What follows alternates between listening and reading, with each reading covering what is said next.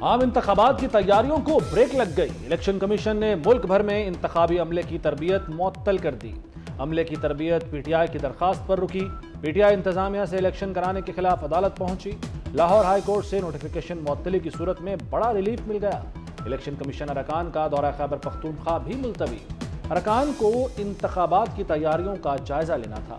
54 روز قبل election schedule کا اعلان آئینی تقاضا ہے۔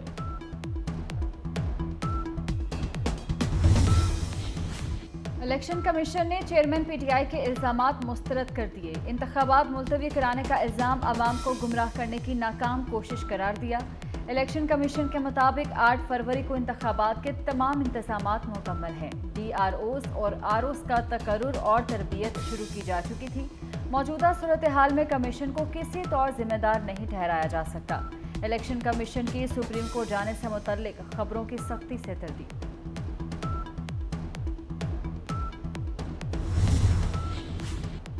نون لیگ کا P T I per election ملتوی کرانے کی سازش کا الزام۔ شہباز شریف کہتے ہیں پی ٹی آئی انتخابات کے خلاف سازش کر رہی ہے۔ ڈی آر اوز کے خلاف استدعا فرار کی پلاننگ ہے۔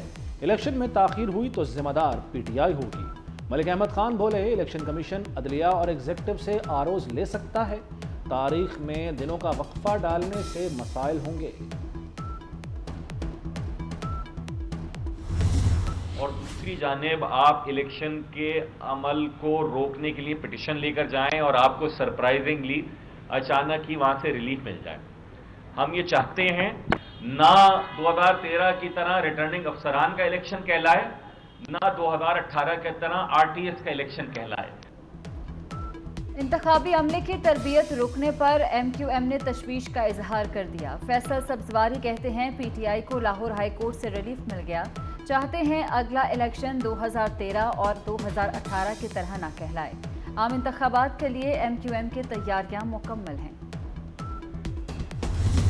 کسی لاڈلے کو لانے کے لیے مجھے ہٹانا، جھوٹے مقدمات میں پھنسانا اور سزائیں دلوانا ضروری تھا، لیکن پاکستان کو کس جرم کی سزا دی گئی؟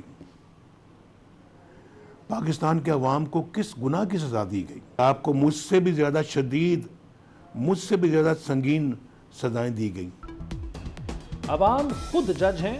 8 فروری کو وہ اپنے مقدمات اور بریت کا فیصلہ خود سنائیں گے۔ نواز شریف نے قوم کے سامنے دل کھول کر رکھ دیا۔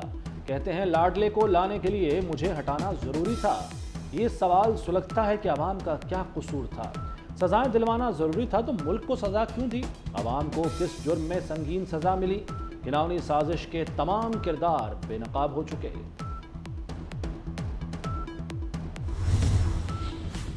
توشہ خانہ کیس میں سابق چیئرمین پی ٹی آئی کا 2 روزہ جسمانی ریمانڈ منظور۔ نیب نے عدالت سے 7 روز کے ریمانڈ کی استدعا کی تھی۔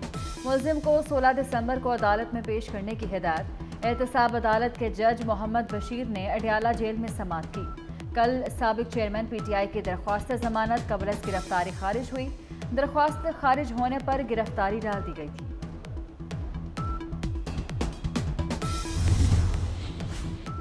سابق جج شوکت عزیز صدیقی کا سپریم کورٹ کی ہدایت پر عمل۔ فریقین کے نام شامل کر کے متفرق درخواست جمع کرا دی۔ جنرل باجوہ اور فیض حمید کو فریق بنانے کی درخواست۔ دوران سماعت چیف جسٹس نے کہا تھا کہ جن پر الزامات لگا رہے ہیں انہیں فریق بنانا ضروری ہے۔ جو فریق نہیں وہ اپنا موقف کیسے دے گا؟ الزام ایک فرد پر ہے تو اسے فریق بنائیں۔ اب تو آپ کے پاس موقع بھی ہے۔ وکیل حامد خان نے کہا کہ ہم فیض حمید کو فریق بنانا چاہتے ہیں۔ اس کی سماعت کل صبح 10:30 بجے تک ملتوی۔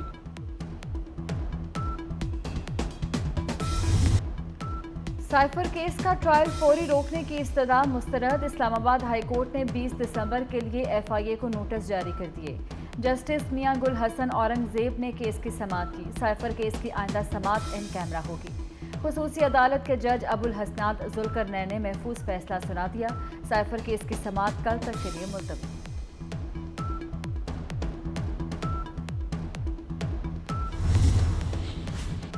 وکیل شیر افضل مرود لاہور ہائی کورٹ کے باہر سے گرفتار۔ پولیس کی بھاری نفری نے حراست میں لیا۔ پولیس حکام کے مطابق شیر افضل کو نقص امن کا باعث بننے پر گرفتار کیا گیا۔ 30 روز کی نظر بندی کے احکامات جاری کیے گئے تھے۔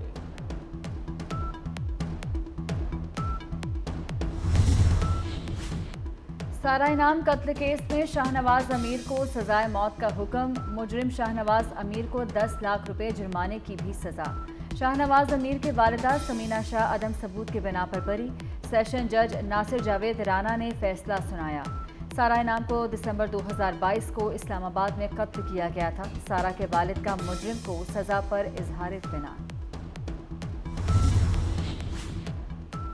Army chief general Asim Munir की अमरीकी वज़ीर दिफा लॉयड ऑस्टिन से मुलाकात। इलाक़ाई सलामती से मुताल्लिक़ ताज़ा पेशरफ्त और दो तरफ़ा दिफाई ताउन के मुमकिना शोबों पर तबादला ख्याल। तर्जुमान पेंटागन के मुताबिक अमरीकी वज़ीर दिफा ने मुलाकात की मेज़बानी की। जनरल आसिम मुनीर का बतौर आर्मी चीफ अमरीका का ये पहला दौरा है। गजा में सहूनी फोर्सेस के हमले जारी। Khan Yunus, शजाया, Jabalia Muhajir camp समेत मुतअद्दिद मकामात पर शदीद बमबारी। 24 घंटे में 180 फ़लस्तीनी शहीद कर दिए। 7 अक्टूबर से जारी हमलों में शहदा की मजमूई तादाद 19,000 के करीब पहुँच गई। 50,000 से ज़ायद अफराद ज़ख्मी हैं। सर्द मौसम ने भी फ़लस्तीनियों की मुश्किलात बढ़ा दी। शदीद बारिशों के बाइस तदफीन बड़ा इम्तहान बन गई।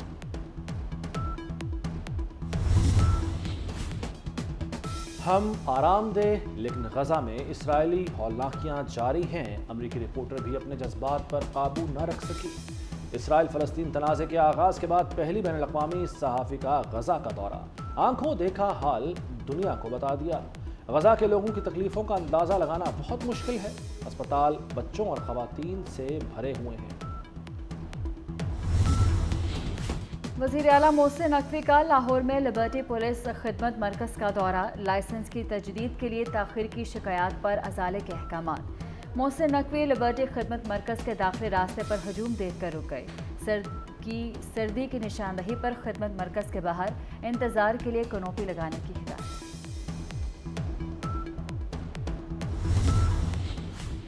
पंजाब की मोहसिन स्पीड ने मजीद स्पीड पकड़ ली।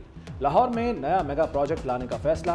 LDA ने करीम ब्लॉक अंडरपास, करीम ब्लॉक ता Multan road signal free corridor phase 1 का PC1 तैयार कर लिया। पंजाब हुकूमत को मंजूरी के लिए इरसाल कर दिया। वज़ीर आला ने ग्रीन हाइड्रोजन प्रोजेक्ट की मंजूरी दे दी। प्रोजेक्ट के लिए जामे प्लान तलब। कहते हैं मुस्तकबिल में हाइड्रोजन का इस्तेमाल नागुज़ीर है। पर्थ टेस्ट का पहला दिन ऑस्ट्रेलिया के नाम। मेजबान साइड ने 5 विकेटों पर 346 रन बना लिए। कौमी टीम के नाकिस फील्डिंग। डेविड वार्नर के 3 आसान कैच छोड़े, फिर वार्नर काबू न आए। 164 रन बना डाले। डेब्यू करने वाले खुरम शहजाद ने स्मिथ की विकेट ली। आमिर जमाल ने हेड और डेविड वार्नर का शिकार किया। और बेमिसल शायरी, मुनफरद अंदाज, भला कैसे कोई जॉन को भुलाए। मुमताज़ शायर और फ़लसफ़ी जॉन एलिया का 92वां यौम पैदाइश। ज़िंदगी की तल्ख़ हकीकतों को